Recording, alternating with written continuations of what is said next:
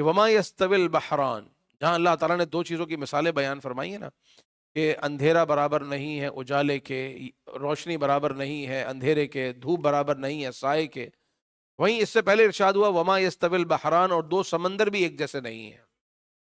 دو سمندر ہیں، دیکھنے میں دونوں ساتھ چلتے ہیں، دونوں کا پانی ایک دوسرے میں مکس نہیں ہوتا، دونوں اپنی اپنی جگہ ہیں، ایک کا پانی انتہائی کڑوا ہے، دوسرے کا پانی انتہائی میٹھا ہے۔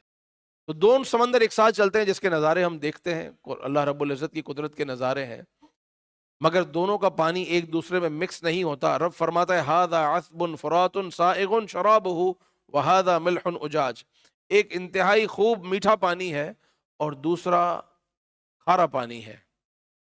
ومن کل تأکلون لحما طریا، اور دونوں میں سے الگ الگ طرح کا گوشت نکلتا ہے، کھارے پانی میں بھی مچھلیاں ہوتی ہیں مگر وہ نہیں ہوتی جو میٹھے پانی میں ہوتی ہیں۔ وتستخرجون حلیۃ تلبسونها، اور دونوں میں سے وہ چیزیں نکلتی ہیں جن کو تم اپنا زیور بناتے ہو۔ وترى الفلک فیہ مواخر، اور تم اس میں کشتیاں چلاتے ہو۔ لتبتغوا من فضلہ، تاکہ اللہ کا فضل تلاش کرو۔